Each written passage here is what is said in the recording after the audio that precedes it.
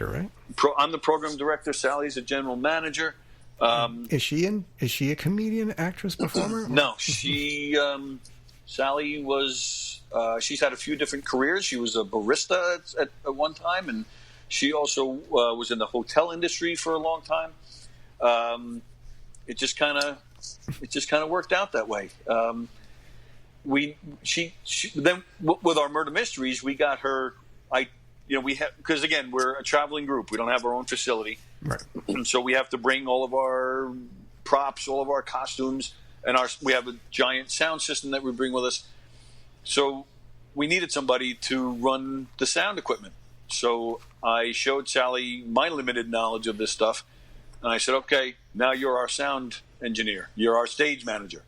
So, it just kind of fell on her lap. So then when we started doing the radio show, we just thought it would be good to have another pair of hands learning the technical end of it. So between, Sally and I both learned it.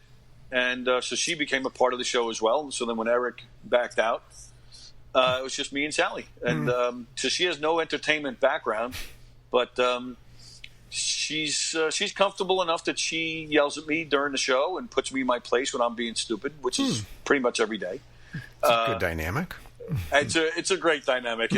You have the one bumbling moron that you're looking at right now, just acting like an idiot, and she's grounding me and rolling her eyes and telling me to stop being me. It's a lot of fun. We pick on each other and make fun of each other, and we really do have a blast. We're having a good time doing it. We have a loyal viewership, I guess would be the word. I call them family. Listener. Well, it's video. We stream live. I know this. Yeah, this is audio, right? Yes.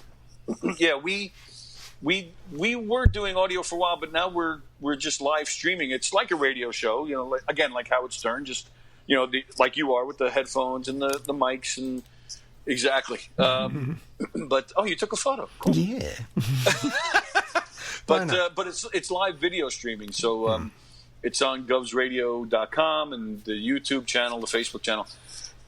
So you see us, and we just we just talk and make fun of each other, and like I said, it's been a little difficult now with the virus to have guests on. We've been trying to FaceTime with them like we're doing, but it's a little tricky at times, and it's just not the same as when people are in the room with you. That energy, yeah, absolutely, Exactly. Especially for me, when it's a comedian or a musician, it's such a great atmosphere and so much fun. So I'm missing it right now, and I can't wait to get back to normal. But we've been fortunate enough. Did you see? Did you watch on Amazon that TV show Hunters with Al Pacino? No, not yet. It was the first TV show that Al Pacino's ever done. It was just on earlier this year. It's called Hunters. It takes place in the 70s. It's a group of Jewish people. The premise is the Nazis are actually still in existence, and they're still causing havoc in the world, just kind of like on an underground level. So Al Pacino is the leader of this group where they go out and hunt these people down and bring them to justice. So I was fortunate to be an extra on this show, and there was a scene. A real heavy scene where one of the main characters is talking about his time in Vietnam. And that's the scene I was in. And so I got to talking to this actor. He's one of the main characters. His name is Louis Azawa. So we got to talking, but he lives in California, in L.A. But because we got to talking a little bit, I reached out to him. And because everybody's Zooming, I said, can we Zoom with you on our radio show and chat with you, and he agreed. So we had him on. So there's the energy is not the same as when people are in the studio, but there are benefits to Zooming, like you being in Florida, me being here in New York. At least gives us a chance to talk to people we normally wouldn't. We weren't doing things that way. I don't know about you, but we were always trying to get people to come in. Yeah. So it is nice to talk to people I wouldn't normally talk to. Get to know people again. We now have a connection. So now I'll be following you, and I'll listen. I'll now keep tabs on your show. So I that's to me that's what it's all about. Networking, making friends, and new experiences. So Yeah, so it's, I prefer people in the studio, but this way isn't the end. There's benefits to this way, too. So. Absolutely. Yeah. And so just before the quarantine, you did your first stand-up at the brokerage. I did. What made you decide, okay, now it's time to try this thing out? Just being around the comedians all the time at Governor's Comedy Club. The Brokerage Comedy Club Governor's has 3 clubs on Long Island, and Brokerage is one of them. And I just being around them all the time. Joey Cola was doing a show at our radio station for a while.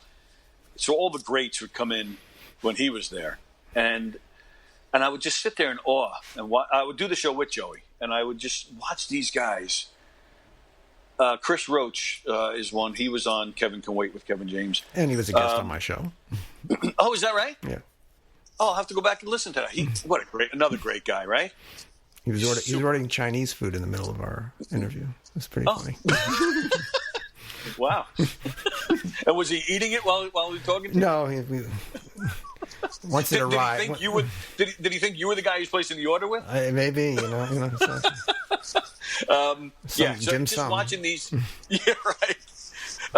Just watching these guys, I was just in awe. And I just figured, it's just another way of making a living performing. So I just figured, maybe it's time. I've always been petrified of it. Yeah. I can do all sorts of comedy performing, but something about stand-up, I was petrified. And I just figured, and then, you too, yeah? Mm-hmm. Have you tried it or no?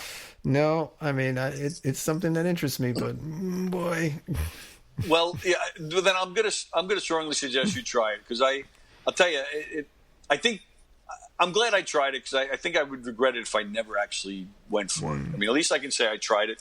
I'm still debating whether to keep going with it, but what happened? Yeah, so a lot of people were telling me you should try it. So I was like, all right, maybe, again, it could be another way to just get some work and network, and who knows what else it could lead to. So I figured, all right, I'm going to try it. Why not? So it was weird, because I've been writing these murder mysteries for almost 20 years now, and I could, there's a formula to it. I could close my eyes and say, okay, here's the theme. Okay, I need to have the nerd. I need to have the funny guy. I need to have the sexy one. I need, and I can put together this show, but a good 90-minute to 2-hour show. But to write these one-liners, I was having a tough time. I wasn't worried so much about stage presence or getting up in front of an audience, as a performer for, all these years. But I couldn't, it was the material I was worried about. And then even the material I did come up with just didn't feel that clever to me. I was my own worst enemy. I was like, this is cheap, or this is hokey. I wanted to be Joey Cola, So, Governor's has classes, all their clubs, they do stand-up comedy classes. So I'm at the radio station all the time at Governor's Comedy Club. So I figure, all right, I'll take the class. I'm here anyway. I'll just walk down the hall, take the class, and I'll come back to work here at the station. So that's what I did. And John Truson is the guy who teaches it. He's a comedian on the New York scene since the 80s, and he's fantastic. So much knowledge, so many stories, just a great guy all around. And I mean, I just soaked this up. It was an 8-week class for 2 hours a week. He had so much information, and it was fantastic. So he came to me and said, "Your storytelling, but it's taking too long to get to your punchlines." So he actually took my act. He physically took the what I had typed out, the papers, and he must have chopped out 40 words and turned my stories into one-liners. And he's like, "Try this. Try to put your own flavor to it, but try it." What a difference. Wow. What a difference. I mean, I was really thinking, I was about halfway through this class thinking, this is not for me. This isn't working. But then once he did that, I was like, okay, I think I got this. It definitely built my confidence, but then I just had this strange nervousness of being up there by myself. I'd never done that before, and I had a tough time with that. So with this class, you don't have a graduation ceremony. The graduation is 2 nights where they bring in maybe 1 or 2 other real comedians, but everybody else on the bill is graduating from the class. So does your skit, your bit, have to be a certain amount of time, 5 minutes or something like that? 7 minutes is the goal. John says, because we're new at this, if you go 8 or 9, no big deal. If you go 6, no big deal. He said, but if you're going past the 8 or 9 minute mark, he is going to come out and cut you off. Okay. So, so the brokerage was the night number 1. Everybody gets 2 nights of performance. The brokerage was night number 1. Now, this was March 15th. So this was the COVID had already reared its ugly head. People were starting to get nervous. Certain places were quarantining. So the club only had 50 people in it. So before the show, John came to us and he said, don't consider this night number 1. He said, when things get back to normal, you guys are getting your 2 nights, because it always fills up. The club always fills up. He goes, so think of this as a dress rehearsal. Just go out there and do it. Knock yourselves out. Have fun. But, it was the performance. So, and then he hands us a schedule of who was going on when, and I'm last. I'm like, holy moly. So, and there was, I think, 17 of us or something like that. Wow. So they're all going up there and they're doing their thing. And at first I'm just sitting there and enjoying it, watching all my classmates, do their bit. And then as it was just getting closer, I really was starting to feel nervous. Mm-hmm. Holy moly.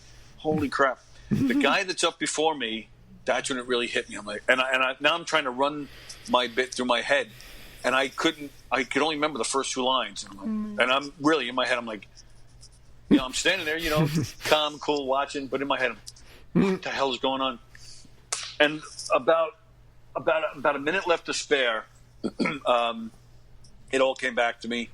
But I went up there and I was so scared. It was really, I haven't been scared like that performance-wise in years. So it really was kind of weird. I don't know, about you as a performer. There's always that nervousness. There's always that nervous energy. But this was like... I auditioned for the first time in a while for a musical last year, and I was okay backstage. And when I went on, I just got cotton mouth and like... Oh, yeah. And I had to sing, too, like, oh, come on. Right. And how long had it been? It was quite a few years. I haven't auditioned for, actually, theater. I auditioned for a film for my friend, and she cast me for it. So I was like, well, I kind of might have an in anyway. She said she really wants me in the role. So, but this was like strangers. And yeah, it really threw me. Mm. So I started doing, I came out with my very first joke, right? And there was a guy sitting in the front, right next to the stage, and he's looking at his phone. And I give the punchline, and he's not even reacting. He's not listening. So I lean down, I bend over, I get right in his face. I repeated the joke, and I said, "Put your phone down." And the place starts laughing. So I start yelling at him. I go, "I'm the last guy, and you couldn't wait just 5 more minutes to reach for your phone?" And the place is dying. So, and that brought me back. That's what I was like, okay, I'm okay now. I got it. And I had a great set, a great set. And but now we joke with a lot of the comedians at the club, because the quarantine here in New York officially came into effect 2 days later. So everybody's telling me that my comedy was so bad that it shut the comedy club down. So I made history. As of right now, I'm still the last guy ever to perform at the brokerage. But then just 2 weeks ago, we're on different, the things are going well in New York. So we're about to enter phase 4 tomorrow. But when we went to phase 3 a few weeks ago, outdoor dining at establishments was permitted. Yeah. So governors opened up what they're calling the patio. They built a stage. They made it all nicey nice. And it's going to be a permanent stage for them. It's an outdoor stage. So they opened it up 2 weeks ago. Excuse me. And they asked Sally and I to show up that night and go live, on the internet to promote it. we got this brand new stage here. Look, and Joey Kohler came in to open it. Whenever a governor's opens a new stage, Joey's the first guy to perform on it. So he came in